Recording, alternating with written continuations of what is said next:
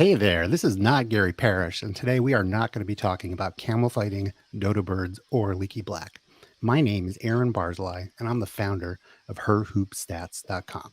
It's an honor to be here today with you for what we believe is the first Eye on College Basketball women's tournament preview. I'm a regular listener, so I want to thank Ncaa for inviting us and pulling us together, Gary and Matt for their support of our work and of the women's game, and our gratitude really to the entire Eye on College Basketball podcast team, as well as CBS, America's most watched network. It's the network of stars.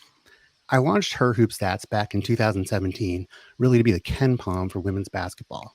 But we quickly realized there was a need for more than just stats to help unlock better insight about the women's game. As a result, we've expanded to include podcasts, part of why we're here today, YouTube videos, articles, and more. Some of you out there may be listening and already follow the women's game closely already. And you might even have heard of our work or some of the other great folks in the women's basketball community that are covering the game. But my guess, though, is that many of you are what I would call curious. You really just follow your favorite men's team. You're aware that the women's tournament is going on, especially this year. It's getting more attention than ever. Maybe you know that your alma mater is a high seed on the women's side this year. If so, this podcast is really for you, as we're going to give you an FAQ-style preview of the 2022 women's tournament. To do that, I'm here with two of our podcast hosts from the Her Hoop Stats podcast network. Megan Gauer hosts our Unplugged podcast, and she's also a certified bracketologist, courtesy of Joe Lenardi. Hey, Megan, how you doing? Hey, Aaron, I'm good. How are you? Doing well, and I'm excited to be here. Now, Megan, you're a UConn grad, a resident of the great state of Connecticut, and you cover UConn all year long, including their Big East tournament victory at Mohegan Sun this past year. As our resident UConn homer, are you going to argue that UConn deserved to be the overall number one seed this year as a sort of birthright? Well, I'm not that much of a homer guy. I do use some logic. So no, not the number one overall seed, but we will definitely get into the Huskies later on here. There's a lot to talk about there. That is shocking anti-UConn bias from the national media. I'm so tired of it. I should say that even though you are in Connecticut, there's no question you do follow all the teams and do your best to be as unbiased as possible. Now, also, I'd like to welcome Gabe Ibrahim. He's our Her Hoop Stats video guru and also hosts the Courtside podcast along with Christy Winter-Scott, who you'll hear on the call from Maryland this weekend on ESPNU. Gabe also conducts a lot of the great interviews you'll hear on our podcast, and WNBA fans that are familiar with our work might recognize that he was the host of our WNBA mock free agency podcast. Hey, Gabe, how are you doing? I'm good. I've been sitting here trying to figure out the proper women's basketball analogy to leaky black. We love our games. You know, I'm trying to think of just like who plays like him. Like Eva Hodgson at UNC plays a little bit like him. Georgia Amore plays a little bit like him from Virginia Tech. I can't think of a good enough name though. We're gonna have to. We may have to loop in some other people over text. I'll find a good name comparison for Leaky Black. But I'm doing great to answer your question. Wonderful. Yeah, Treasure Hunt is definitely one of my favorites. Oh, there we go. Oh, yeah. Yes, that's the winner. So, Gabe, you're our resident Miami Hurricanes and Miami Heat homer, and you were at the ACC tournament in Greensboro for the Hurricanes' amazing run. So I have two questions for you. First, did you quote unquote cheer in the press box? And also, are you going to pick Miami to make the Sweet 16? So I wasn't. Miami made a miraculous comeback down 17 with about 4 minutes and 37 seconds left. One player scored 15 of those points. She went on a 15-0 run to finish the game, Destiny Harden. So I don't know if I was cheering in the press box so much as I was going along with everyone else who was actively losing their minds at what we had just seen in Greensboro. So to really answer your question, yes, I was cheering wildly in the press box. And yeah, you know, I'm gonna have a bracket where Miami wins the national championship because I have to. I mean, you have to go with your heart and soul. And I've been a Miami Hurricane much longer than I have been an objective, smart basketball fan / analyst. So you got to go with your heart at times, even if it's gonna lose me a bit of money. Now, that's a long-running debate on this podcast. Where do you fall in the camp of fill out one bracket and one bracket only versus fill out 10, 15, 20? So no matter what happens, you can say you got it right. I'm on team fill out as many as humanly possible because you never know how you're feeling on a certain day. Like I'm not doing mine until the minute before the first four starts, I think on Wednesday. So I don't know how Megan feels about this, but I'm on team fill out as many brackets as possible because this is the only time of year you get to do it. Oh yeah, definitely multiple brackets. For sure. You get to do it once a year. You've got to have fun with it. Absolutely. Well, I'm team single bracket, partially because I don't have the time. It's hard to do 10 brackets in the last 30 minutes before tip off, I would say. So Uh, cool. Gets Well, easier every year. yeah. Well, I'm really excited to, talk about the women's basketball tournament, March Madness this year, and really kind of catch people up on sort of what they might see if they will hopefully watch. And so, Gabe, why don't you just start off by telling folks that maybe follow really just men's college basketball a little bit about the tournament itself and what's the same and what's different compared to for the women versus the men. So, the essential layout this year is pretty much the exact same. We have 68 teams in the tournament. There's going to be a first four on Wednesday, it depends on when you're listening to this, but that is either in the future or the past. So we're going to have the first four coming up, and then we will get into the normal 64 team tournament. I think the big thing to know, if you're kind of a men's fan that wants to dip their toes into the women's tournament this year, is that the first and second rounds, which are the big days that I would say are the most fun, fall on the off days for the men's. So the women are going to play on it's Thursday. No, women are playing Friday, Saturday, Sunday, Monday, Gabe. Friday, Saturday, Sunday, Monday, and then off. And the men will play on the other days. So you get to see all of the basketball. So if you're already sitting at home and you're watching an entire first round of the men's, just sit at home and watch the first round of the women's. You don't need to go to work. You don't need to do that. You're probably working from home anyways. So just enjoy the time.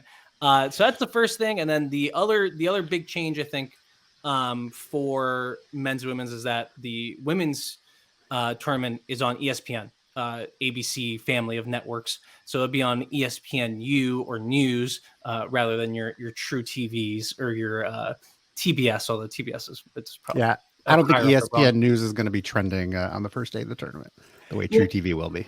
Yeah. It might be. I mean, ESPN News just feels the same as everything else. True TV is like, there's probably someone tuning in to watch some court show and they get a basketball court. That's the best part of True TV. But I think it might be a little bit easier for people to find the networks because they'll all be right there.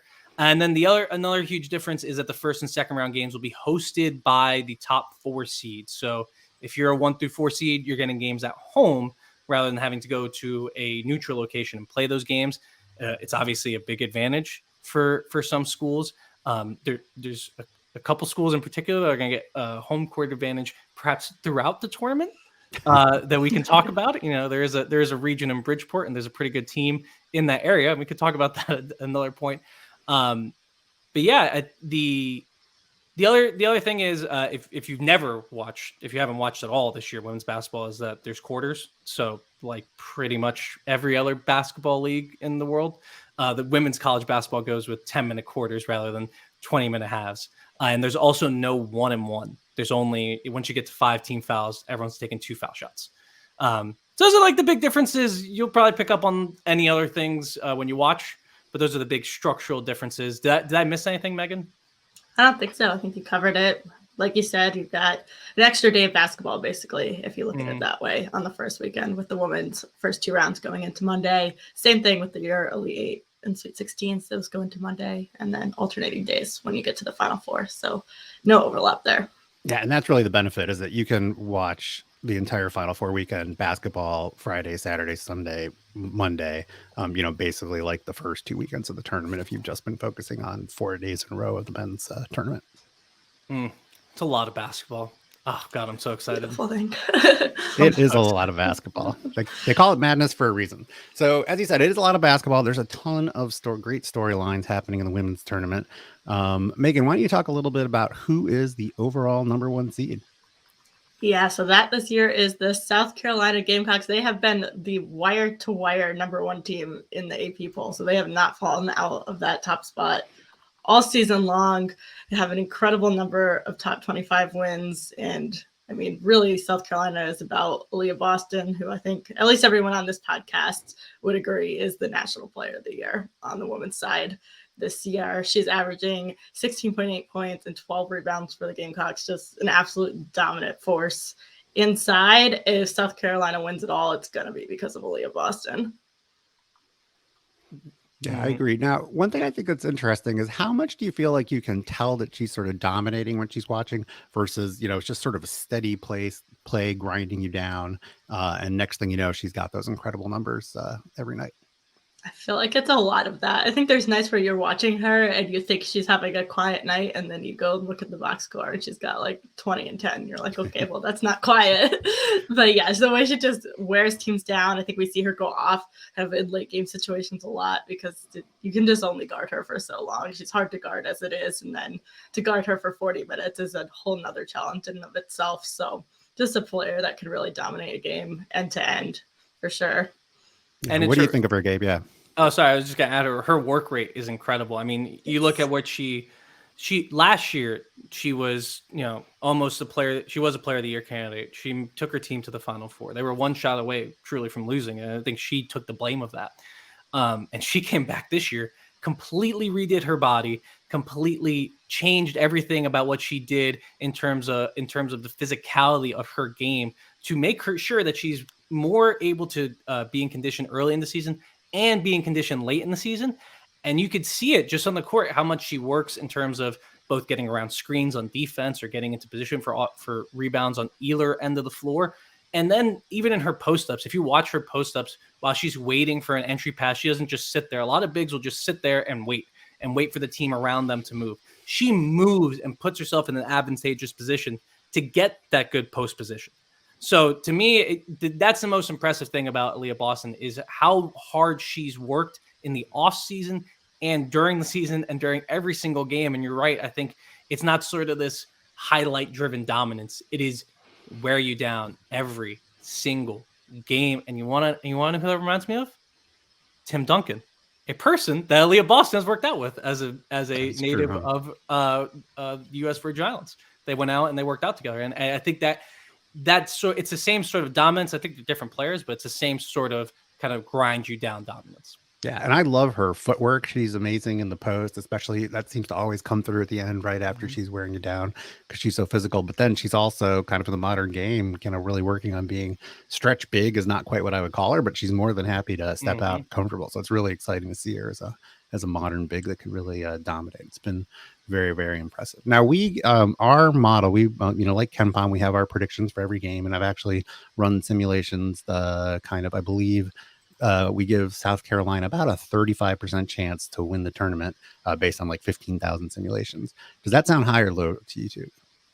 So if you asked me a week ago, I would have said it probably sounds about right. But South Carolina did pick up one loss in the SEC tournament, a bit of a shocker. Kentucky went on a fantastic run in the SEC and knocked them off, as well as the number 2 and number 3 seeds in that tournament. But I think more than Kentucky upsetting them, they didn't play their best basketball in the SEC tournament at a time when you want to be playing your best basketball of the season. I think they probably correct that, but I think I need to see it in the first 2 rounds first. Yeah, I think it's actually a little low. I'd put them a little bit higher. I just think like this is the team that like Megan said, they absolutely dominated every single ranked team. I think they played 2 of the other top 1 seeds. They played a couple of 2 seeds. They played everyone. There was not a game that they turned down, and they hammered most teams in those categories. So yeah, I'd say it should be a little higher, especially the way the brackets turned out. Like they'll have Miami in the second round, and as much as I love Miami, it's a pretty good matchup for South Carolina. Then UNC and Arizona, who are the 5 and 4 seeds, don't really scare me. And then we get to Iowa, and that game could go crazy, but I'd still pick South Carolina to easily make it through to the championship right now. So I'm going to say it's a little low for me. Interesting. Yeah. So as you were saying, Ncaa, thanks for pulling up our herhoopstats.com page for South Carolina this season. South Carolina has played the toughest schedule, both by opponent average winning percentage. 64% has been the average winning percentage of their opponents, and also by margin of victory per 100 possessions by, opponents' average net rating. Their opponents have averaged victories of 10.3 points per 100 possessions this season. And that's why that we do have them number 1 in our overall her hoop stats rating. And again, that's analogous to a KenPom rating. They're second in pace adjusted margin of victory, but number 1 overall when you control for the strength of opponents. So yeah, I think they've been incredibly impressive. But one thing I would say, we didn't really talk too much about this when we were preparing, but even though, as you said, Gabe, that might be a little low and you give them a higher chance of winning. It also feels like in a lot of ways, one thing that's exciting about this tournament is there's a lot of parity, a lot of people a lot of teams that could potentially win. Do you feel like there's more and more parity each year in women's basketball? Certainly, I think this year for sure. I mean, it's kind of hard to say that when we do have South Carolina being as dominant as they were, and they play, and like I mentioned, they did play all of the top teams. But it's true that also that South Carolina is not a traditional power in the sport. They have been because Dawn Saley got there and she's created this program. But there's a lot of people across the country creating programs that have staying power. I mean, I think you look at Texas, the team that just won the Big 12, that team has gone much better and much more consistent under Vic Schaefer. NC State has become a machine in the ACC. 3 straight ACC titles, nothing to scoff at. Louisville's at #1 seed. You got Baylor, who's rolling along, even though Kim Mulkey left. I think there's a lot more teams that can win the championship this year than last year. Just not a lot of teams I bet on over South Carolina, to be honest. How about you, Megan? Exactly. I think we've seen more upsets in general, too. When you look at South Carolina's losses for this season, it's not like they lost to, teams or your other teams on the #1 seed line. It's a loss to Missouri that didn't even make the tournament. And then it's a loss to a Kentucky team that ends up as a #6 seed in this tournament. But before that run, were probably considered on the bubble. So two, teams that are not considered part of that top group, which I think is not something we've seen as commonly in women's college basketball in the past. So I think going into this tournament, you still have your collective group of teams you think have the option to win it all. But I think there's a lot higher chance that one of those teams gets upset early on. Again, when was the last time UConn was a 2 seed? I don't have that in front of me. In 2019, actually. Okay. It was the Albany Regional, though, and they beat Louisville to make the Final Four. Okay.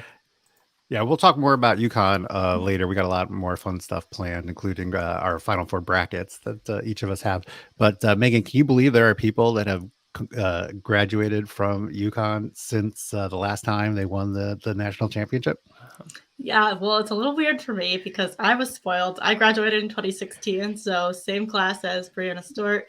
For those that don't remember that, she won 2012, 2013. 2013, 2014, 2015, 2016, 4 in a row. First time ever the school won 4 in a row.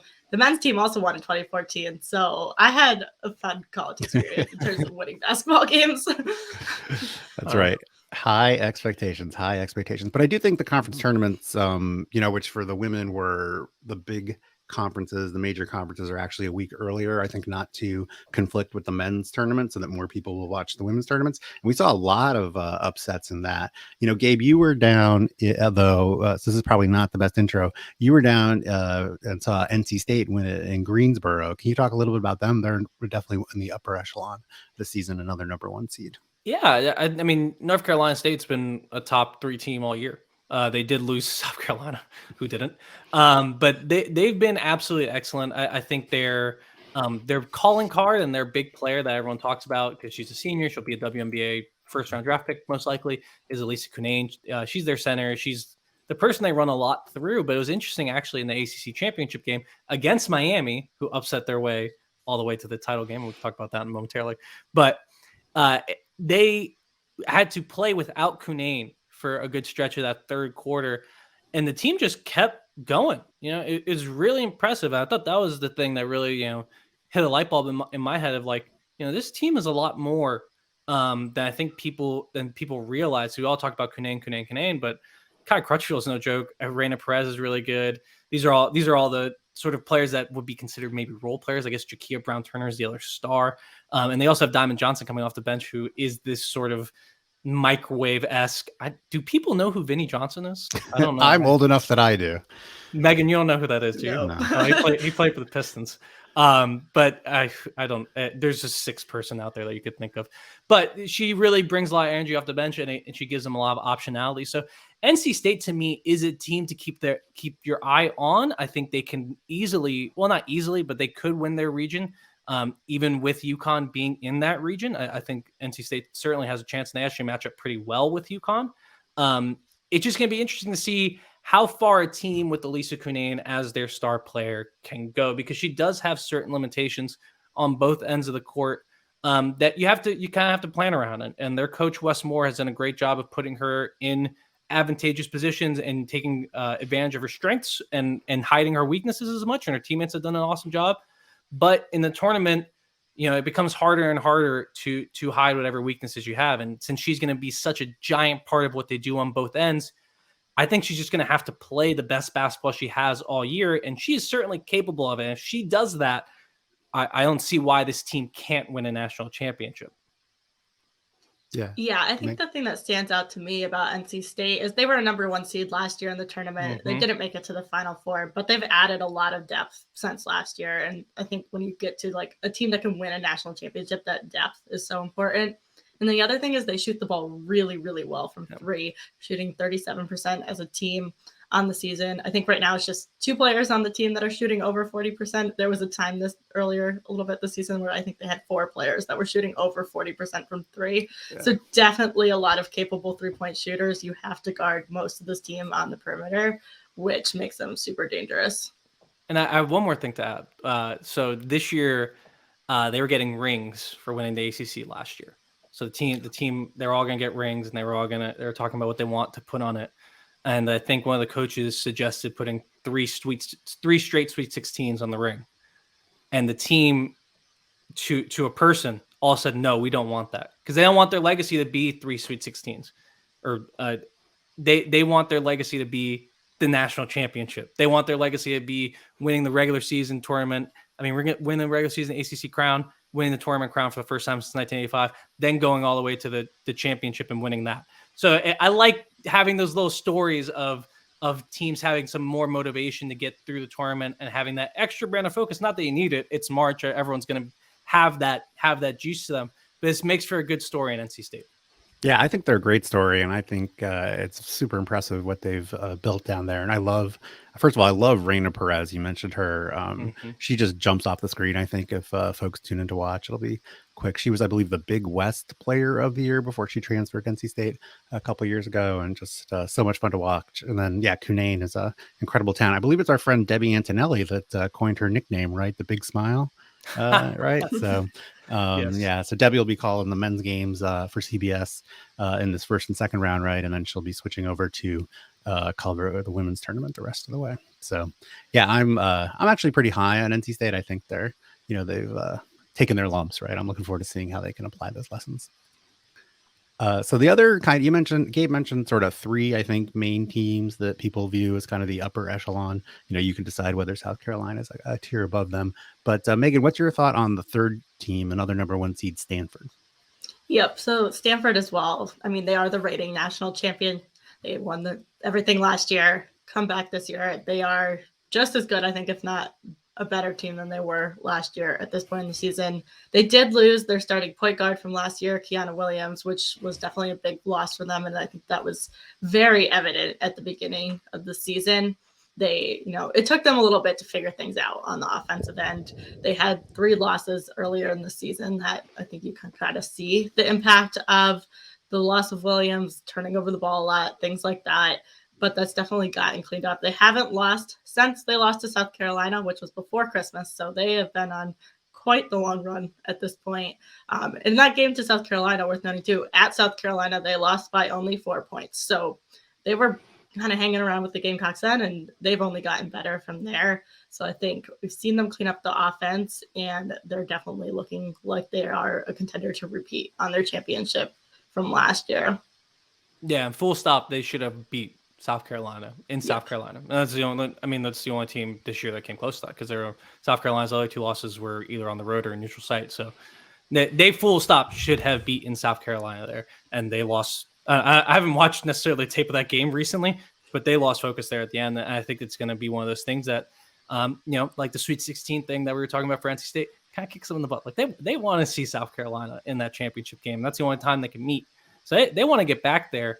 I think for basketball heads, if you're not as familiar with Stanford, they run a ton of Princeton stuff. I'm not sure it's necessarily a pure Princeton offense. I don't think it is, but they run a lot of Princeton stuff. So if you're into backdoor cuts, to a lot of people moving off the ball, to players doing some really well-timed give and goes, this is a team that you're really going to enjoy watching, especially with all their passing talent. I mean, Haley Jones is just phenomenal passer, cutter, just basketball savant. She's brilliant. And then you have Cameron Brink, who I wouldn't call her a basketball savant. She fouls way too much to say that, but she's super fun, and she is she's very long and athletic, and kind of this futuristic big that I don't know. We don't see a lot of these players at her elite level on the women's side, and even on the men's side, you really don't see them. And she's been able to stay healthy. She's been in a lot of foul trouble, but other than that, she is absolutely brilliant. So this team to me is just like one of those basketball teams that you watch, and it's just like beautiful flowing basketball when it's working. Yeah, we have that nice video compilation that I believe Basketball Chess Skanda on our team put on our YouTube channel. Again, her hoop stats, if you want to look for us there, really anywhere, social media, all the different platforms, just a ton of backdoor cuts. They're really impressive. And as Megan said, right, they do have Anna Wilson as point guard. She does have that brother that plays quarterback you might have heard of. But, interestingly, with Kiana Williams not on the team this year, I think it's interesting. They don't have like one super dominant star that just kind of dominates the game. It's very by committee, I feel, and sort of everyone can contribute. The Hull sisters, quite impressive as well. So a lot of talent there. And it's sort of the advantage that you're not quite sure who could beat you in the last second moment because there's a lot of flexibility, but also can be, I guess, a disadvantage that you kind of don't know who your go-to player is the way they had last year when they won it all. I feel like you know who the go-to player is. It's Haley Jones. Well, I mean, she's their most talented, but she's not scoring 25 a game or whatever, right? It's much more balanced, I think, than most teams, right? Well, so with Haley, and I'm sorry, Megan, if you want, I just wanted to bring up that one game. It was against Colorado, I want to say. She scored 7 points in the last minute and a half.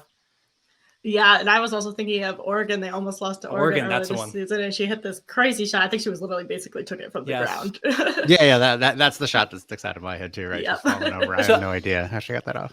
I think they found who their go-to is, though, and it's Haley Jones, and she was the most outstanding player in last year's tournament, and she's going to be the person I think they go to. But in Stanford's offense is like what I'm saying, like you don't go to anyone. We run the offense, and we see who gets the score. So that's what Stanford, I think's ethos is. They don't really have that go-to, but I think, I don't know, Aaron, are you saying that they need to have a little bit more of that? I'm saying it can be a strength or a weakness depending on the situation. They at least aren't going to, pound the ball at the top of the key and run, who it's going to be for, and the defense can load up. Instead, they have a lot of people that can make plays, which is extremely valuable, especially if there's a scramble after an initial missed shot. You never know who's the ball's going to bounce to, and, you're comfortable with any of them. Yeah. So we've gone 27 minutes. Should we talk about UConn, or can we? Well, no, I was going to ask you to. We've talked about 3 of the number 1 seeds. Gabe, why don't you talk about the 4th number 1 seed, Louisville? Tell us a little bit about Louisville. Louisville is a very interesting team at the moment. So they were, throughout the season, pretty much considered the consensus 4. They've been in this one seed spot for a large chunk of the year. They have some really nice wins. Their only loss really in the 2 losses they had were to Arizona really early in the season. I'm not sure what you could take from that. Then they also lost to NC State in the game where they were up, I think, like 18 in the second half. Then they just kind of motored through the rest of their season until February. Then they lost to UNC, and then they gave up that massive run to the University of Miami. They were the team on the other side of that. So it can cut 2 ways with Louisville. I think the first way you can cut is say, "Oh no, you don't want a team that loses focus, right? You don't want a team that's gonna give up those big leads, especially when the season matters. Like this was in the conference tournament, this game mattered." Or you could see it as this team is very upset, and they were really mad. And those are Miami's coach that I think this is going to push them to the Final Four. That's what Katie Meyer said after that game. So. Maybe it does. They're certainly talented enough. I mean, Haley Van Lith is a really great point guard who she's a little undersized, but she uses her size really well. I think she's actually stronger than most people think. So she actually gets in the post quite often. You have Emily Engsler, who is one of the best defensive players in the country, might be the best defensive player in the country, and an excellent passer. And you just have a lot of experience with Mikasa Robinson, Olivia Cochran, Chelsea Hall, who's a transfer, Kiana Smith. All these players have experience in March and are ready to go. So if you're one of these people looking for an experienced team, Louisville might be on your docket. I think all the teams we talked about are pretty experienced, but this is one of the teams. But I am a little bit concerned about what happened in that ACC tournament and how it affects them. Yeah, and I think part of that, like you said, is it's not the first time we've seen it happen to Louisville. It happened in that NC State game as well. So it does suggest that there's a little concern there. But I think this is a Louisville team that's better than it was in some of those earlier season losses. I think when they started out, they lost Dana Evans, she averaged over 20 points a game, fantastic player, draft pick last year. And it took a little bit to recover from that. They started off the season as a really strong defensive team, but the offense was lacking. They've certainly found that offense going into this later part of the season. Haley Van Leith has been a huge part of that. She's really, really struggled with her shot at the beginning of the season. Those numbers have gone way up. I think there was a time when she was shooting under 30% from the floor, and now it's well over 40. So that just says that her recent numbers have been much, much better. So I think this is a team that maybe despite some of these fourth quarter struggles is still peaking somewhat at the right time. It still feels like they're a much better basketball team than they were in November, but they've definitely got some stuff to figure out. Gotcha. Well, Gabe asked about UConn, who definitely kind of is in the next tier of teams. So if we're going to move on from Louisville, Megan, what can you tell us about UConn? What's your unbiased assessment about how they've played this season and their current state heading into the opening weekend of the tournament?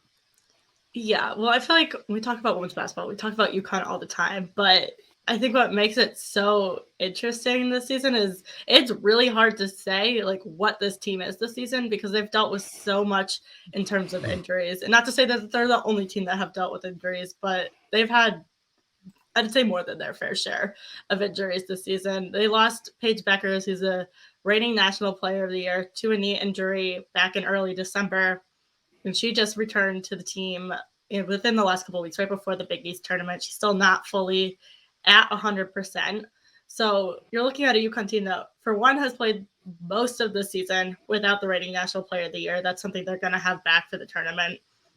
But then they've had, I think, all but 2 players at this point miss time with injuries or COVID or likewise at some point during the season. So they've got 5 losses. If you look at those losses, the first one is to Georgia Tech. That's the game after Beckers gets injured. Then they lose to Louisville right before the Christmas holidays. They're still without Beckers, along with the cast of a few other characters off their bench. No AZ Fudd, who's the freshman that shot's been compared to Steph Curry, and it is really that beautiful. And they're also without Nika Mule in that game, which is their backup point guard to Beckers. And that was a close loss to Louisville, too. I'll say it was a 5-point loss. And then coming back from the holidays, they lost. Sorry, I'm blanking on who else they lost to. Oregon. Oh, right. I remember all of these losses. So, yeah, falling back in January, still without Beckers, they lose to Oregon, who at the time was in the top 25. Kristen Williams, their main shooting guard, is out with COVID for that game. And then they lose to Villanova, the worst loss for sure on that record. But that's the game that they lose Olivia Nelson-Ododa, who is their starting center. Yeah. So all to say, a lot of injury problems. We really haven't actually seen this UConn team fully healthy until I think you could maybe say the Big East tournament, but Paige Beckers is still not fully healthy. So you basically have not seen this team at full strength. What would you say is Beckers? Is she 80%, 60%? What would you say from seeing her in person? Yeah, at the Big East tournament, I thought she played very well in their first game. Not so well in the other 2, and it's probably just some tiredness from, playing 3 back-to-back games when you haven't played in months. Gino Ariyama did get a really positive update to the media yesterday, saying that her numbers from the strength coach are back at what they were before injury, that she's looked great in practice. So, we'll see for sure when we actually see her on the court this weekend, but at least a positive update from Ariyama at this point. So, which I think is a good thing to hear after kind of a week and a half of practice since the conference tournament. And he's always an optimist, right? So yeah, that would be not the most false statement you could come up with, I think. So yeah, Gabe, so I don't know if you noticed that, but Nada showed UConn's page on her screen. So UConn has the highest unadjusted net rating of any team in women's basketball this year, despite all the challenges Megan faced. We actually have them fourth in our Her Hoop Stats rating, which feels high to me. I'm always nervous about it. And then, but I believe they're also fourth in the NCAA's net rating as well, right? So we're actually not that far off. So, like, do you think they're actually potentially the fourth best team? Do you think they're the most dangerous 2 seed, forgetting about the location, which we'll probably talk about in a minute? I mean, it's UConn. And, it's just like one of those things. Like in the middle of the season, that's what I was saying. I remember those losses because I want everyone to succeed and be happy. But at the same time, it is nice to have something new happening in college basketball. And UConn losing is one of those things. They don't lose very often. I wish it didn't have anything to do with injuries because, I mean, truly, Paige Beckers is one of those players who your eyes are glued to the screen when she has the ball in her hand. And she is just phenomenally talented and fun to watch, especially with this group of people around her. But it was also just like up and down and weird, and people were in different roles. I mean, for the beginning of the season, I really was low on Olivia Nelson-Ododa, and she was one of my favorite players last year. And I'm like, what's happening? And then everyone else gets hurt, and she starts playing amazing. She really upped the level of her game. And now, I'm not really sure where she stands. Are we going to expect where she was in the beginning of the season or later in the season? I think that goes for everyone. And I think you're looking at this team with Kristen Williams and Avina Westbrook and Nelson-Ododa. Those players have the experience. They should be more consistent than they have been this year.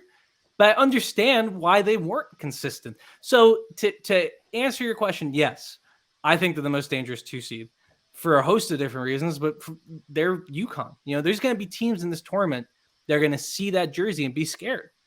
And I don't think I'm exaggerating when I say that, because I think a lot of teams look at UConn and say, well, they're UConn. But I didn't see them lose when I was a kid, right? I didn't see them lose when I was a kid. So it's like, you look at it, and I think they are the most dangerous one because they have that brand name, because they have all the talent. And if they could get healthy, sure. I mean, I don't see that. Again, there's another team that can really run through this tournament if they're healthy. I won't expect that, but the NCAA tournament did do them a big favor by putting them in the Bridgeport, Rhode Island. Or is it Rhode Island? It's Rhode Island, right? No, it's Connecticut. It's Connecticut. Oh, okay. I would say East Coast bias, but you live in like Virginia, man. You should know that. I'm from Florida Miami. bias. Yeah. Anything north of DC is just cold. And anything north of Jacksonville is probably cold for you. To be fair, like Bridgeport isn't exactly a tourist destination in Connecticut. So. That is true. That is true. But we'll be there. You and I will be there, Megan. So we're looking. Is there a Bridgeport, Rhode Island? Because I think I had. There might be. Who knows? But I feel like New England reuses a lot of town names, so there probably is. That's true. Newport, Rhode Island. Maybe you've heard of that, right? Newport.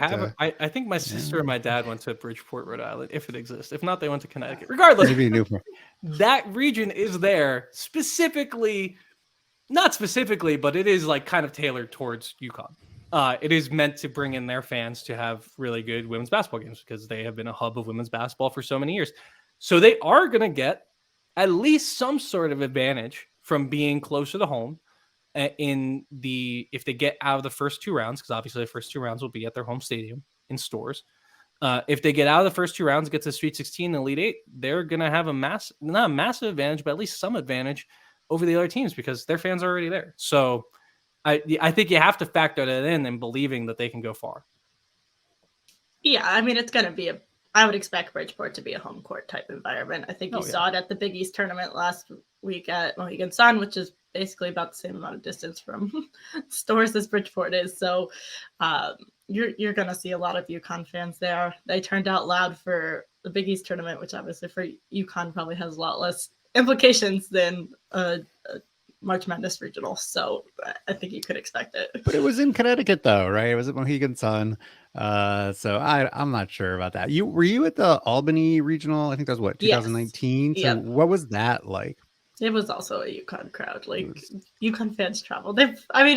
Until this year, really, like you could count on UConn probably being the number 1 seed in that regional at home because they had up until. Right. 2-3 years ago, they were usually undefeated, 1 loss going into the postseason. You knew they were going to be the number 1 seed in that region. So those fans have booked the travel and bought those tickets 6 months ago. And I guess the Final Fours I've been to, certainly I've seen the UConn fans travel well. But yeah, I think that I guess I'm a little bit of a contrarian. Actually, I think I'm not as high as UConn. I remember, I think Megan, you and I spoke about this once, maybe in like January. Like, I'm just not sure we've ever actually seen them be essentially one of the, I don't know, 8 to 10 best teams in the country. They've been like potential the whole time, as you've talked about, because they've had this crazy journey. I think, as you said, Gabe, if they're healthy, if they're clicking, no doubt, right? In particular, because Beckers is talent, but if she's not 100%, I think it's a challenge. I think I'm going to be a contrarian. I think everyone's kind of penciling him penciling them out of the Bridgeport regional because it's going to be in Connecticut. But I think that I'm going to go the other way on this one. I think NC State is not going to be intimidated by them, right? They've been playing at a very high level for a long time, and I do think it's one question I was thinking to myself as you were talking, Gabe, is I wonder, how much, the UConn brand really intimidates teams now versus, say 5 years ago, right? Is it sort of like Notre Dame football, where there's the rich tradition? Are we starting to get to the point where they're a good team, but not sort of what they were, to say essentially during Brianna Stewart or Mime Moore's heyday? Yeah, I mean, I actually, not to spoiler alert, I actually have them losing in the Elite Eight because I think Indiana's a bad match for them, and Indiana on the other side also has injury issues. That's why I think it kind of, the road is kind of paved a little bit nicely for UConn. Is just if Indiana's hurt and Paige Beckers is not 100%, well, those two cancel out, and then we'll see what happens in the Elite Eight. But yeah, I don't know. I mean, I'm still afraid of. I'd be afraid of UConn, honestly. Like, it's Gino. Like, it's not that far removed from these people cutting down the nets, and like the amount of media coverage that AZ and Paige generate, I think is in and of itself intimidating. You've seen their highlights. What are the odds that they've seen your highlights if they haven't been watching you on tape, right? So I think, to me, I do think there's still a little bit of intimidation factor. Also, I was thinking about Bridgeport, West Virginia. Okay. They have a very lovely covered bridge that's in one of my favorite video games, Red Dead Redemption 2. That's what I was thinking about. Sorry. My kids haven't gotten to Red Dead Redemption 2 yet. Or soon. They're getting up there. Hey, it's a game for all ages, as long as those ages are above 18. But yeah, so I don't know. I mean, Megan, do you still think like there's that mystique around the program? I feel like there is. I think sometimes, but I think there's definitely a little less of it. I think you see it in like Villanova coming into UConn and beating UConn this year. And I think if you come into that game scared, you don't win it. It doesn't, right? Like, if you come in with that attitude, you're not going to win. And I think we've seen it in some of their closer Big East games this year. So I don't necessarily think it's as prominent. I especially think with this UConn team and the way UConn has been the past few years, yeah, they still win a lot, but they haven't won as much. They're not one or two number ones undefeated going into the postseason like some of those past UConn teams have been. 100 straight wins, all that kind of stuff. That stuff's intimidating. That's not what this UConn team is. So I don't know how much that's going to factor in. I would think that's probably not going to be as big of a factor. Yeah, I mean, I think Beckers is a superstar, and so I could see her being intimidating. But if she's not at full strength, like, who else is going to scare you? Like 3 Gatorade commercials. Well, yeah, but I think 2 years from now, AZ Fudd, I'll definitely scare you. But I would be scared that if I give AZ Fudd like 2 extra inches on the perimeter, she's going to make me pay for it. Well, sure. Reina Perez is not scared, I can tell you. No. So let's talk about another number 2 seed that I think we're all excited about. Speaking of talented players, NaLyssa Smith. NaLyssa Smith led Baylor Bears. NaLyssa Smith could very well be the number 1 pick in the WNBA draft, and Baylor had a chance right at the 4th number 1 seed before they lost actually on Selection Sunday to Texas and Rory Harmon, who may not be intimidated by UConn as well as an incredibly talented young freshman. But what do we think about Gabe? Why don't you start off telling us a little bit about your thoughts on Baylor? NaLyssa Smith is awesome. Google her. If you're listening to this right now and you're like, I don't really know NaLyssa Smith, go ahead and Google her. She does so much interesting stuff. She actually like fired off a catch and shoot 3, I think in the semifinal of the Big 12 championship. And it was just like one of those moments where your eyes like light up because she's such a dominant force inside. And it's different than how Aaliyah Boston does it. Aaliyah Boston has a lot more traditional post-ups in her game.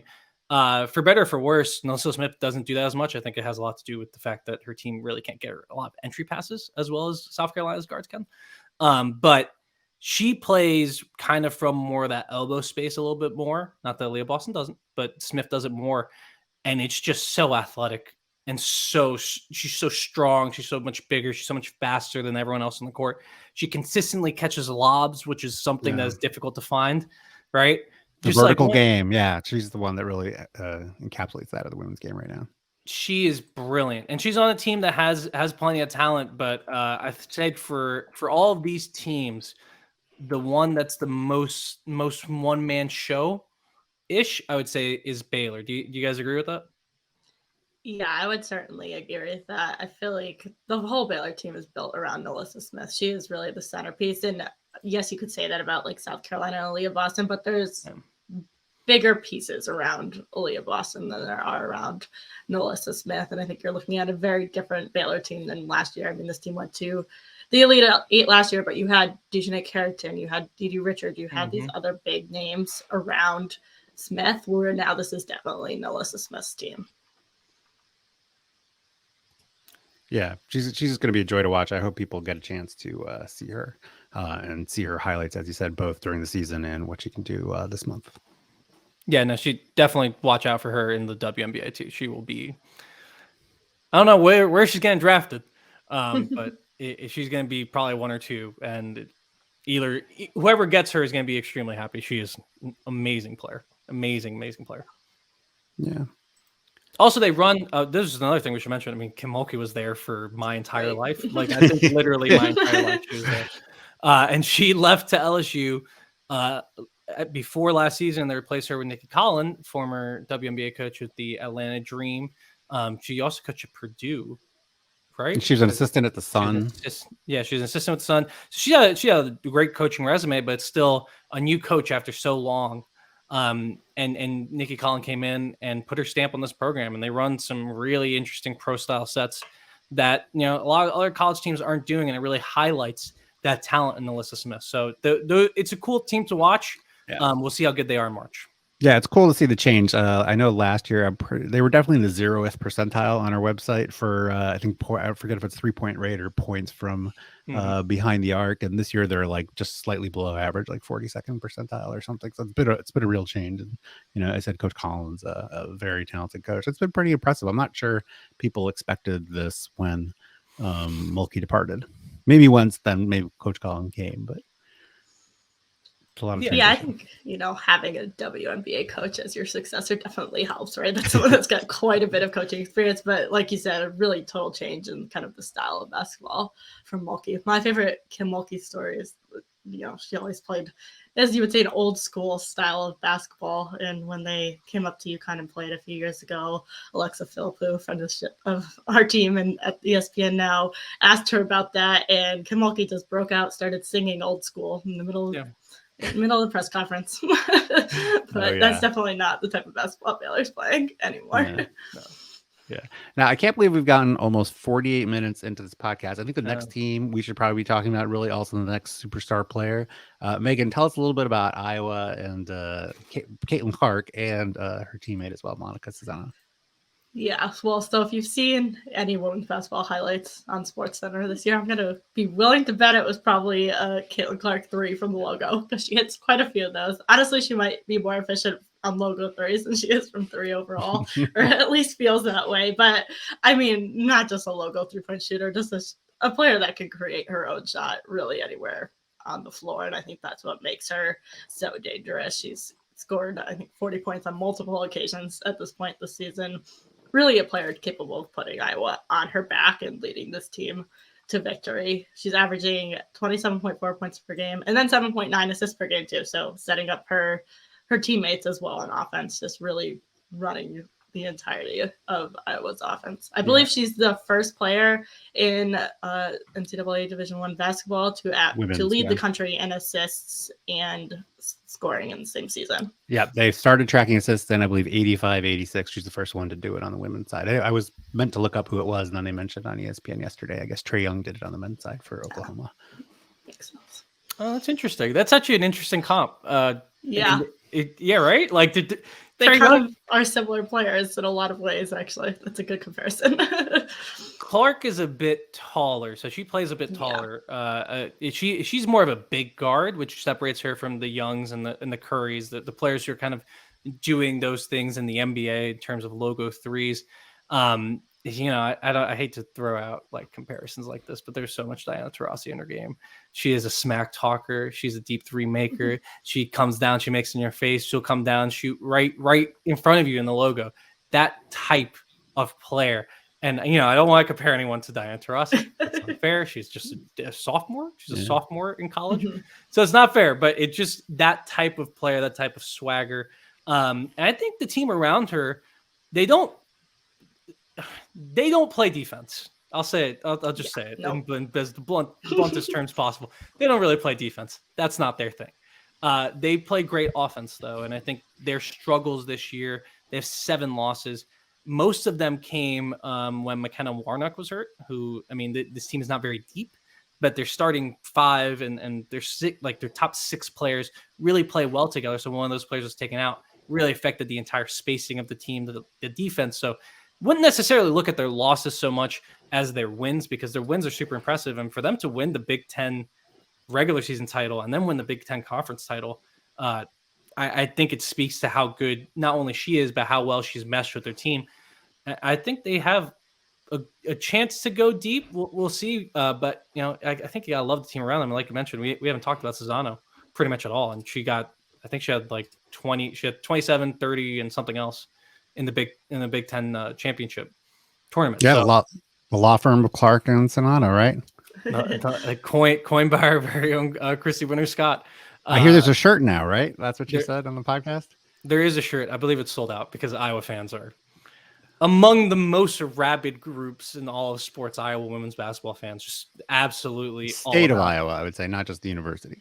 The state of Iowa. But you said, like, you mention anything about Caitlin Clark or even indirectly about Caitlin Clark on Twitter, you got Iowa fans you mentioned. So hopefully you're nice to her, and it's pretty easy to be nice to her this year. But absolutely, Caitlin. Well, it was easy last year too. So the stats on Clark are amazing, but I think what people don't realize is that she was pretty close to this last year. She averaged 26.6 points last year, which also led the country. According to our site, she had a mere 7.1 assists, so she only ranked 3rd as a freshman, 1st in scoring, 3rd in assists per game as a freshman. So she's super talented. And then Cesano, she's I want to also say Caitlin Clark, we have her as just a hair behind 3rd place for 4th overall in win shares this season, total win shares. Cesano, though, she's like 19th in player efficiency rating, PER, at 35.7. And she is 3rd in the country in effective field goal percentage as well at 67.8%. So I think a lot of people are going to tune in to Iowa games to see, to be a witness, right? To like Caitlin Clark, are going to be impressed and discover and say, who's this Cesano kid who is coming back excitingly for next year? Yeah, and another name to watch here, I don't know if anyone does like DFS stuff or DFS betting, Kate Martin.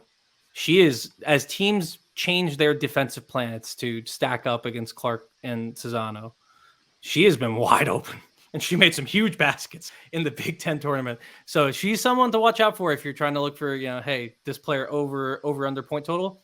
Go to her. Indeed. They're going to be exciting to watch. I'm looking forward to talking to you guys about where you have them in your brackets.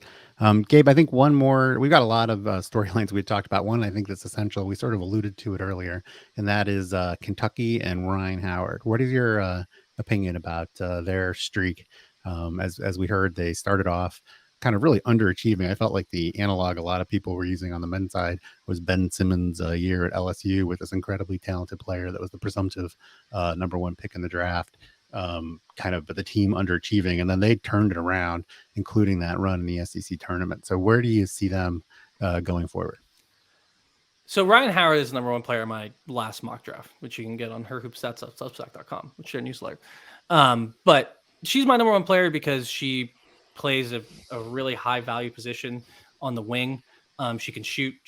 It's everything. There's not a thing on the court that she cannot do. I think some of the concerns about her were related to quote unquote motor, which meant she wasn't trying to get the ball in the 4th quarter. And she's not that type of player. So this isn't Whereas I was comparing Caitlin Clark to Diane Taurasi in that sense, I would not do that for Ryan Howard. She's not the type of player who's going to go and get the ball and take over the game. She's a player who's going to play in the offense, get you buckets, get you stops, do great things. Now in the SEC tournament, she did do a little bit more of grabbing the ball earlier on in the game and pushing her team to bigger leads so that they could sustain. Now, I don't know what to make of Kentucky's run. That was all a long way of saying Ryan Howard's fantastic. I believe in her. I don't know. I didn't think this team was going to, obviously, no one thought this team was going to win the SEC.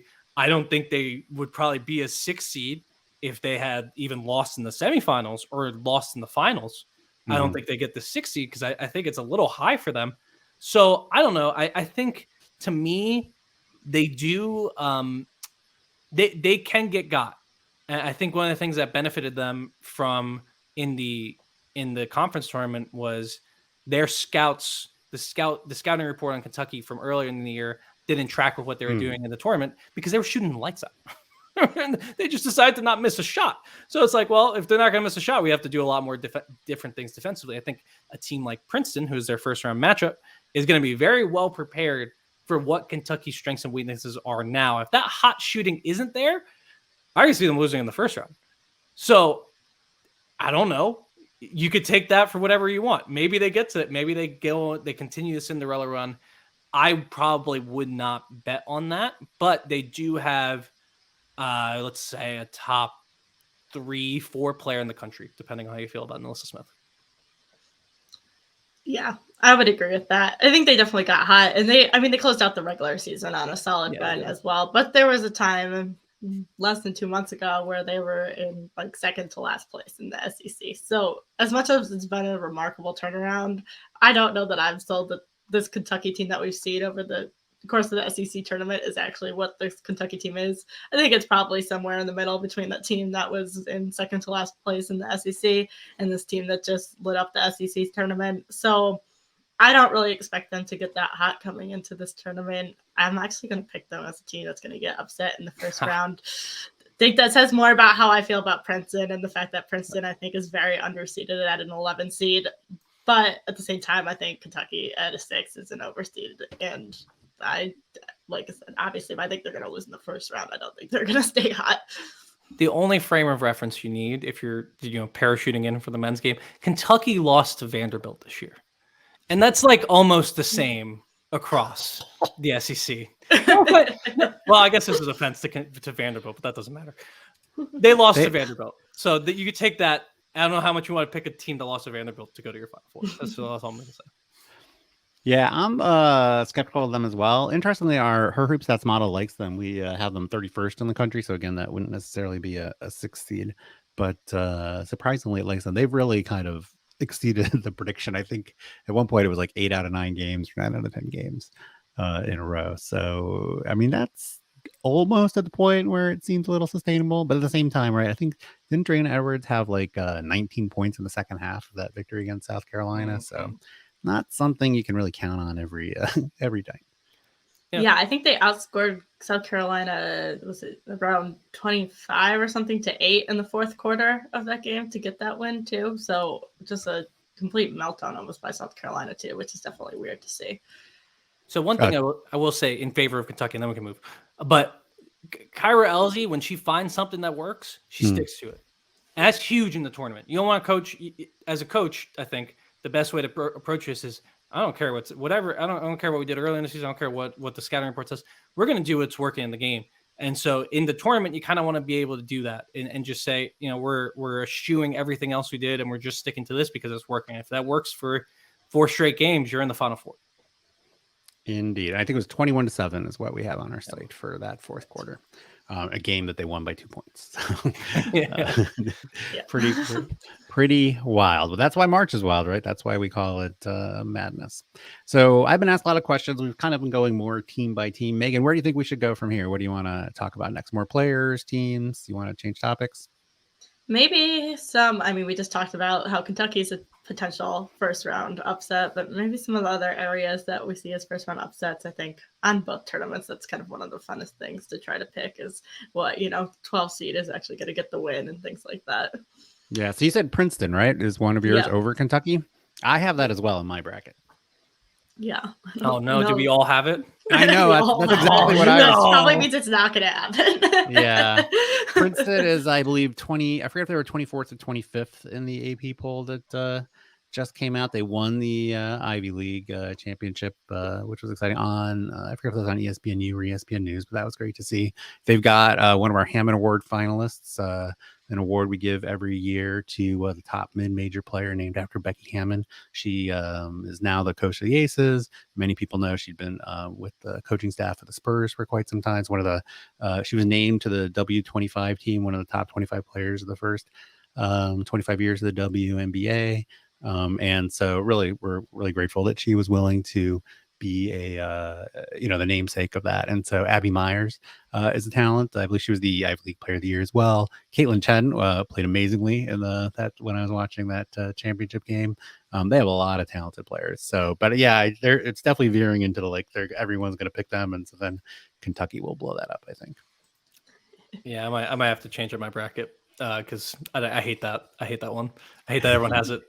Because they're 22nd in net rating, which is the rating. Like I'm really surprised that they're an 11 seed. I think that's erroneous to a certain degree from the committee. Because I don't know, we're saying we're relying on net, and then the 22nd team, and that's 11 seed. That to me, it just feels a little bit. I would be peeved if I was on Princeton. So maybe that plays in their favor, and maybe they might straight up be a better team than Kentucky. I don't know if you feel that way, Megan. Yeah, I kind of do think they are actually just straight up a better team than Kentucky. Like I said, I think they're underseeded or overseeded, however you want to say it, and then Kentucky the opposite. So, yeah, I do just think that Princeton is the better team in that matchup. Yeah. I'm a resident, I guess, Princeton homer. I live, Princeton's probably the school that I'm the closest to. I'm also quite close to Ryder, who did not make the tournament this year, unfortunately. Yeah, and in fact, Coach Berube kids go to school in my school district, the same elementary school that my son goes to. So, although they're a little younger. But yeah, so I think they're an exciting choice. I think people are really going to enjoy watching that game. Who else, Gabe, do you have on your list of potential upsets? So I have a bunch. I probably picked too many. I did want to get this out there because I did some research. I was looking at the first round upsets by double-digit teams. So we're not looking at the 8-9 line. I don't consider an upset. Feel free to disagree with me if you do. You're right. Yeah, right. So last year we had 3: Wright State, Belmont, BYU, all a 10-seeder over getting to the second round. Same in 2019. Obviously, there's no tournament in 2020 due to the pandemic. Then 2018, there was this really big explosion with six teams upsetting in the first round. And then, we have 2 in 2017, 4 in 2016, 5 in 2015. We get an average about 4 teams that pull off these upsets. So I picked 4. Did I pick 4? I might have picked more. I probably got excited and I picked more. So one of them is we were talking about Kim Mulkey. I got Jackson State over LSU. I don't know that much about Jackson State, so maybe you should take this with a grain of salt. I saw them play in their tournament, and they were lovely to watch, and they were really good. But I don't buy LSU. I think they've been overrated all season long. I think Kim Mulkey is a great coach. It doesn't quite feel though that right, like it doesn't feel like she's stamped that program as a Kim Mulkey program quite yet. I think they've had some really questionable losses, so I got them going out in the first round, maybe just for funsies.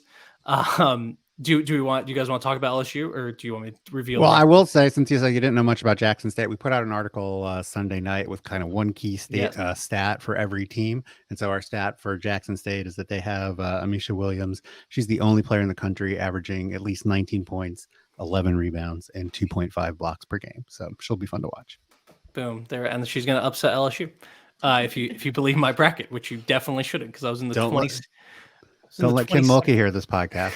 I was in the 22nd percentile last year, which is bad. Or no, I think I'm impressed you know that. I was on the other. I got 22% of it right last year. Oh, I had a control. I always make a control bracket. Back to our point about making a ton of brackets. I make a control bracket, which is just picking chalk. and that one would have won me our tournament. So I may just include our control bracket into that one.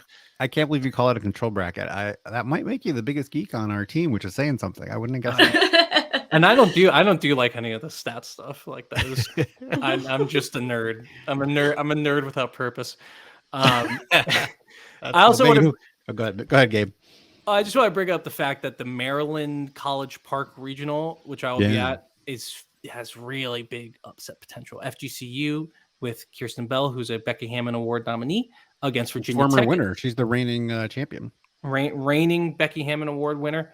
Going to be a first round pick in the WNBA draft, going against a Virginia Tech team that's a little bit injured. Maryland's been up and down all year. They're going against Jasmine Dickey, who is also a Becky Hammond Award nominee. And 52 points and 18 boards, I think, in a game this year, right? She did. So, look, I'm just saying, I don't have either of those. I don't know if Megan does. I don't have either of them, but I think those two teams, that little bracket right there has a lot of potential. Yeah, I mean, for me, I have Florida Gulf Coast winning, and 12 seed for Florida Gulf Coast is just straight up disrespectful. Yeah. I mean, they're 26-2. One of those losses without Bell, so I mean, you could take what you want from that, but basically throw it out the window. They beat LSU actually earlier this season, big win over them. So yeah, I'm taking Florida Gulf Coast in that game.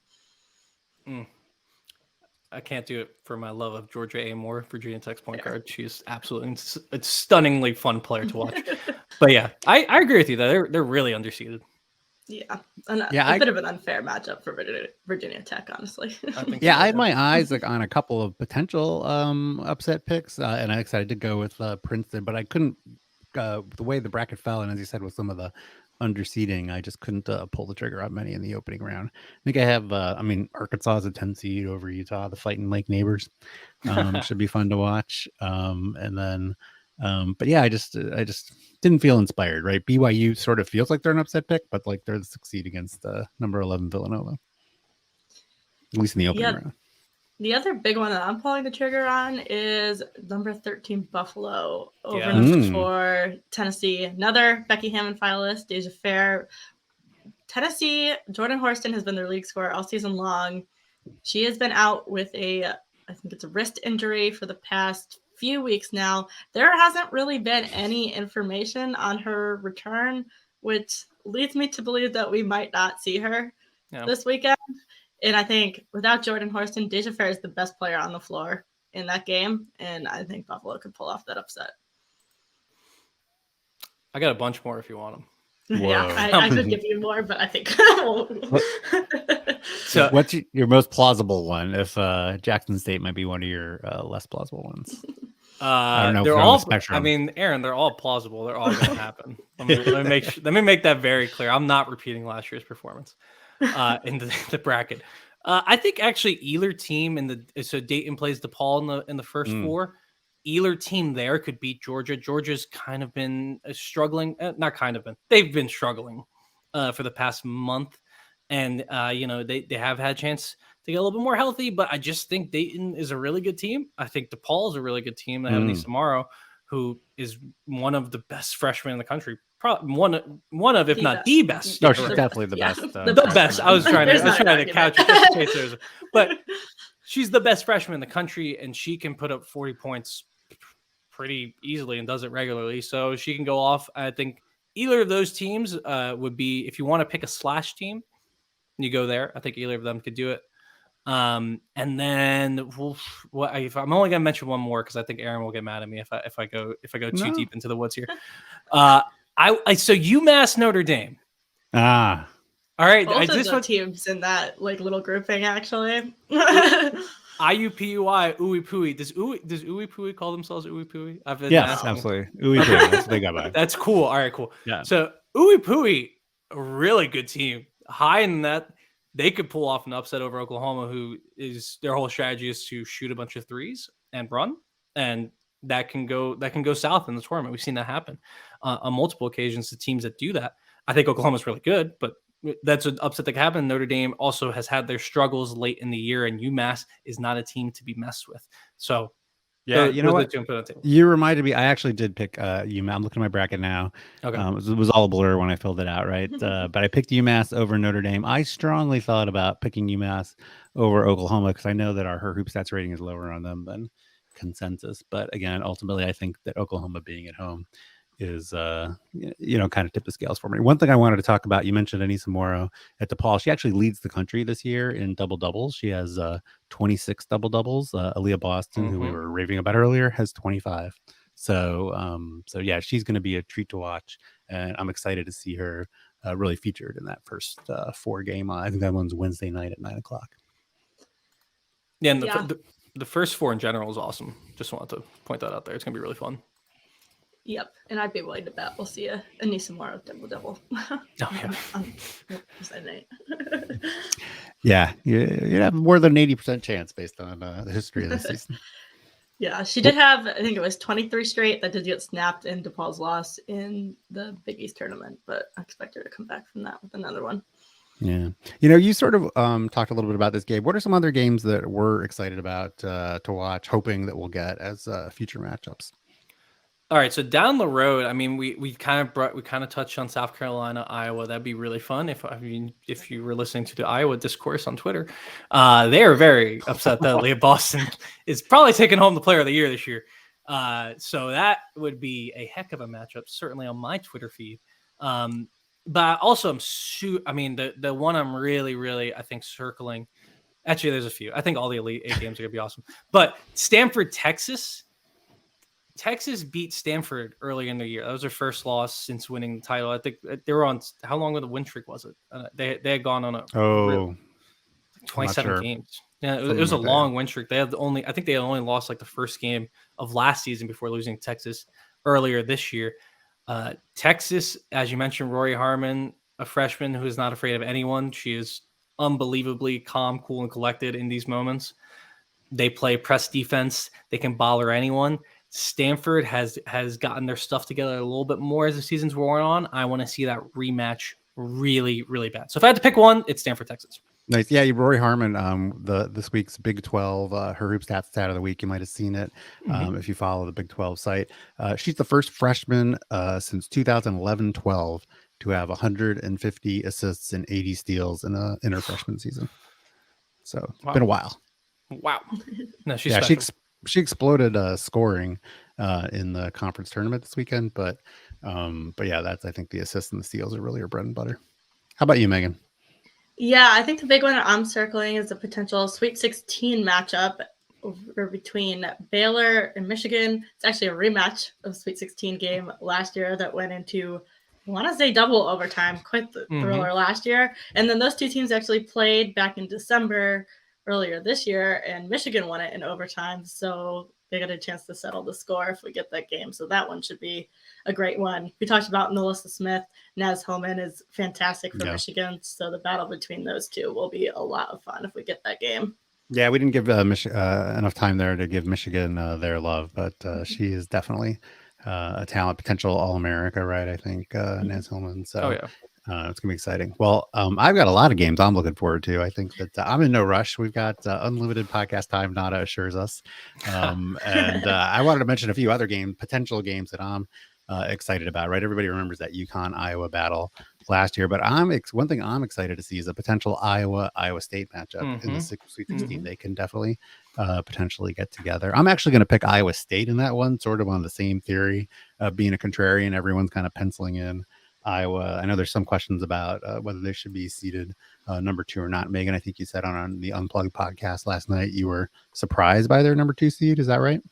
Yeah, they were, because something that's different actually on the women's side is the committee gives us a look into the top 16 seeds 3 times throughout the season before the actual bracket comes out. I don't think that's something that happens on the men's side. I think it just started after the women started it, for like the men emulated that maybe in the last year or 2. Okay, I didn't think it was. Anyway, I haven't watched. Yeah. But yeah, so Iowa was a 4 seed heading into conference tournaments, won the Big Ten tournament, and ended up on the 2 line. Thought it was a pretty big jump for that season performance. I would have had Iowa and Iowa State flipped, actually. Iowa State on the 2, Iowa on the 3. I think a lot of people would have had that too. I think that's where ESPN had them as well. So yeah, maybe a little bit of flip flop on who we actually think is the better team in that matchup. Exactly, and that's why I think a lot of people out there are going to be picking Iowa, especially folks that don't follow women's basketball that closely. Iowa State doesn't really have a ton of marquee wins, right? But they're solid, and I think that they've got a real chance to spoil maybe ESPN's kind of desire for bringing in Caitlin Clark as long as possible. Well, and crucially though, one of those quality wins is against Iowa State. Right. That is true. That was at home. Okay, so it was in Ames, but still, they beat this team straight up. So I don't think it's crazy, but that's going to be an awesome game too. I think it's just going to be interesting. Potential. I'm rooting for it. I'd like to see it. These are games I'd like to see. One that I think is definitely one is another potential game that'll be hard to see is Kunane. Did we talk about Aoka Lee at all yet? I'm not sure that we have not talked about. They could meet up in the round of 32, right? So. Yeah, Aoka Lee, one of the best bigs in the country as well, dropped 61 points in the game this season. 61, not just on like any old team too, on Oklahoma, which is by the way number 4 seed in the tournament. Yep. So just absolutely insane. I think she scored over 30 points. How many games? 8 games this season. So just really dynamic. Nice. Yeah, you got that. Did you get that from our research page there? We've got all of our search functionality, including total games that meet different stack. I just counted them on her page. So I did use our site. That's another way to do it. That's another way to do it. I recall. I think that Matt, in particular, Matt Norlander, brought that up on this podcast when it happened. I forget who he said what the men's high is, right? But that's definitely, she's a talent. I'm excited to have people see her, and there's gonna be a lot of, as we've been talking about, a lot of great bigs in women's basketball. So I'm excited to see them battle. We've talked about most of them. I guess we already talked about UConn, NC State, right?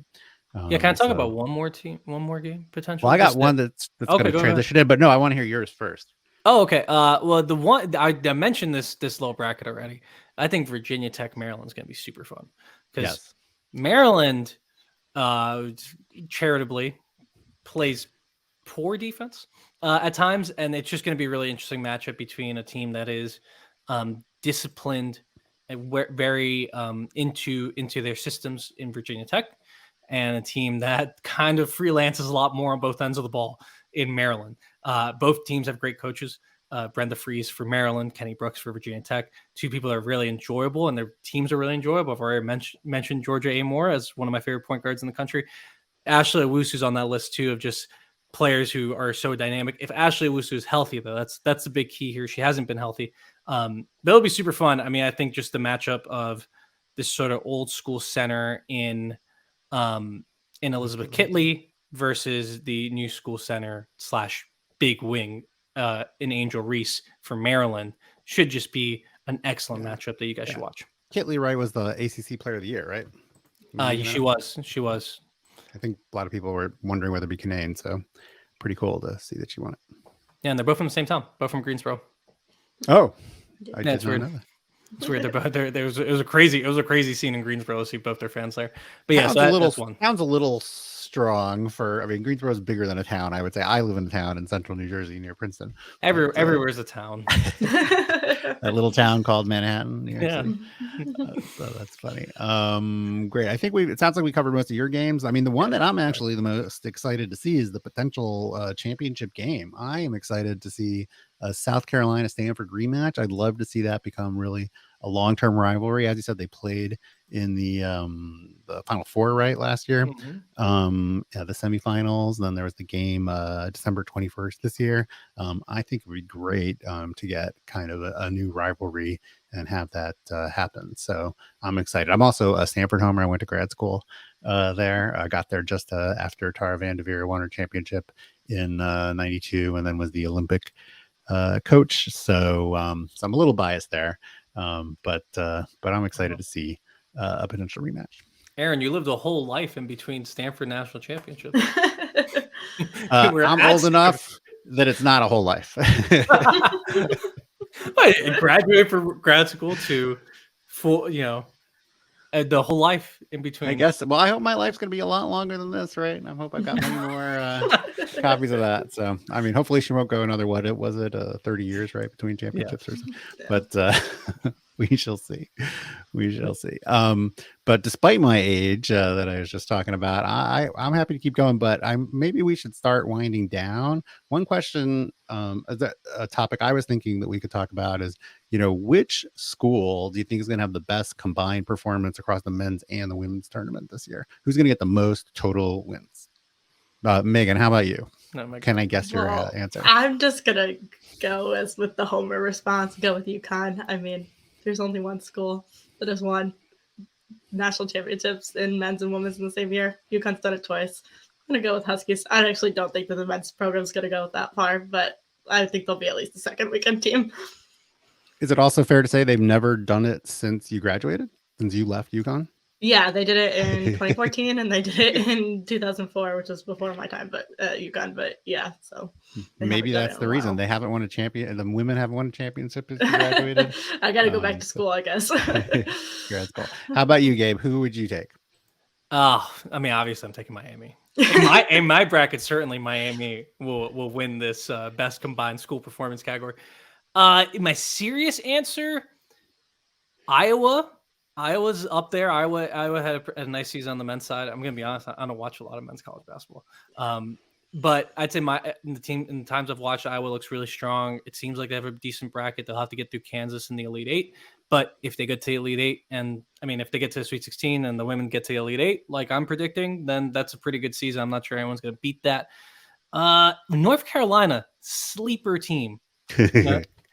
Yeah, right. UNC in the tournament's a sleeper team, but I see that I have the women in the Sweet 16 losing to South Carolina. If the men and our guy Leaky Black can do it on the men's side, we upset Baylor, get to the Sweet 16. That's up there with the performances. So I'll go UNC and Iowa as my serious choice. Yeah, I think Iowa's a good potential choice. The men and the women both won the Big Ten championship on the same conference tournament on the same court, right? I know I saw Jim Nance and Bill Rafferty and Grant Hill talking about how Caitlin Clark is probably the best shooter at the school. I think it's pretty interesting. Iowa might end up with the player that comes in second in the voting for Naismith Player of the Year, both on the men's and the women's side. So that's pretty amazing. There's just a lot of basketball talent there. But you mentioned the team, Gabe, that I'm going to take. I think it's got to be Baylor. I think they're right. They're number one seed on the men's side.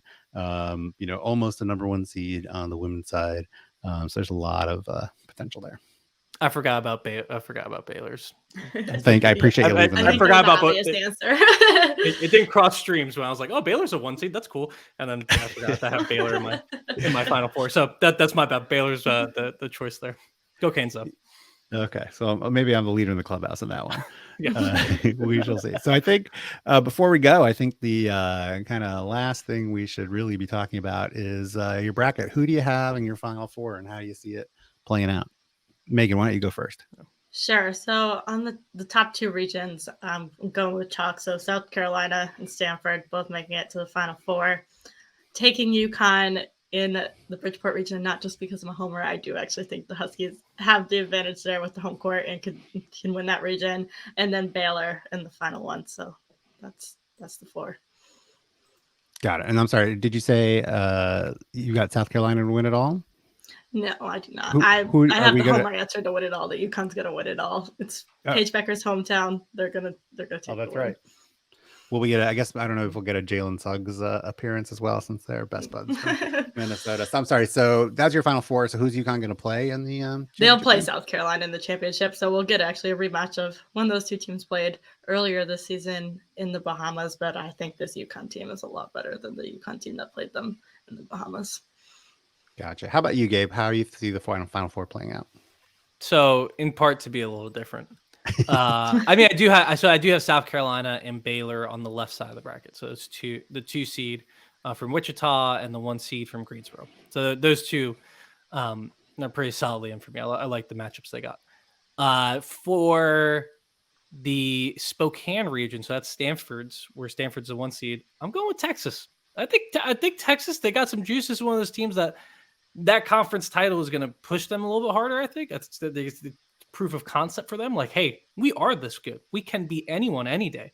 And I think the attitude is going to shine through, and I think their press is going to do wonders in the tournament. So I have them getting to the Final Four.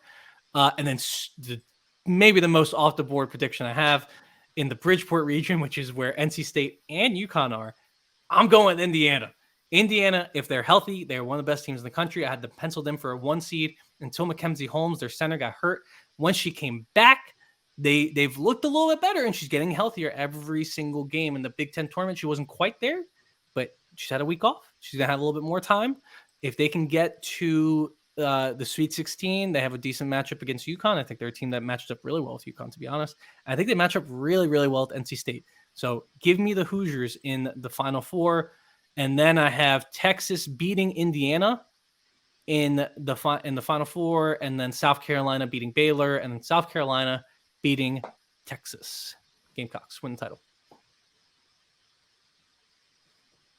We lost Aaron. You're muted. I can't hear you. Well, I'm mute. Sorry about that. That's how bad the take was.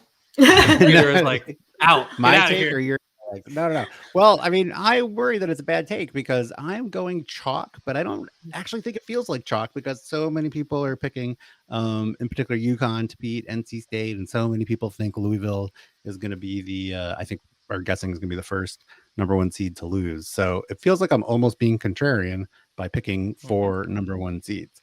But that's how I see it playing out. You know, the last time that the championship was not won by a number 1 seed was back in 2011. Gary Blair, Texas A&M, right? He actually just retired this year. They were, I believe, a 2 seed when they won it.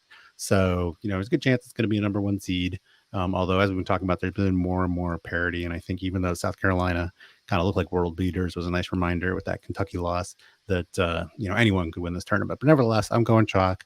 I think we're going to get to that So again, that's South Carolina playing Louisville in one of the games in the Final Four. I'm going to take South Carolina there. I'm also going to take Stanford. So we're going to get that revenge game that I talked about. I want to see it. I think it's going to happen. And I am going to pick South Carolina. I'm not going to be a Stanford homer.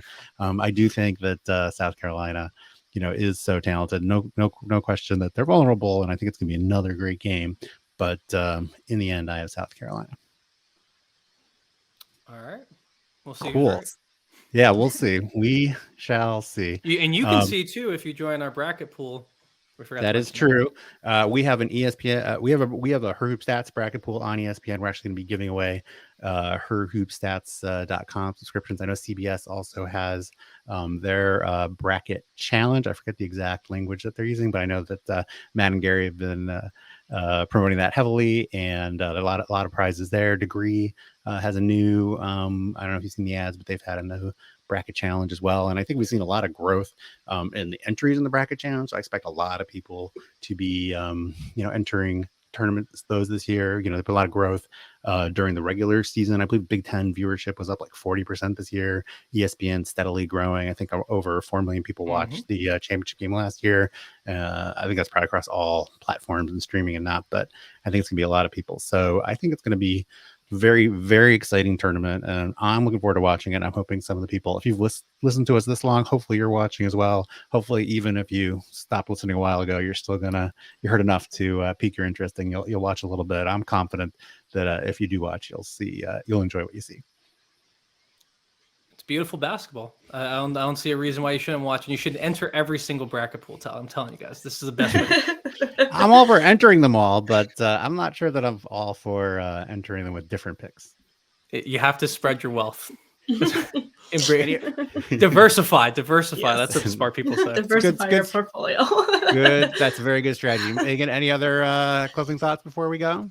I don't think so. Just lots of basketball to come. I think we're all very excited. Indeed. Well, I do want to, on the way out here, shout out to Allison Feaster. She's from Chester, South Carolina. I think she's the best women's basketball player, perhaps, from Chester, South Carolina. She played in the WNBA, but she's most famous for leading a 16 seed Harvard to an upset over number 1 Stanford back in 1998. That was the first 16 seed to beat a 1 seed in the NCAA tournament, men's or women's. She's currently the vice president of player development for the Boston Celtics. So definitely want to shout her out. On a more serious note, the only person we can really shout out for Baylor is Brittany Griner. I know that I feel comfortable saying I speak for Megan, Gabe, and really everyone in the basketball community. We're hoping that she's going to be back home and safe very, very soon. So with that, I want to say thanks to all of you for listening. Again, I want to thank everybody associated with this podcast for having us here tonight. I'm really excited to be a part of it and looking forward to some great women's basketball. I hope you are too. Thanks a lot.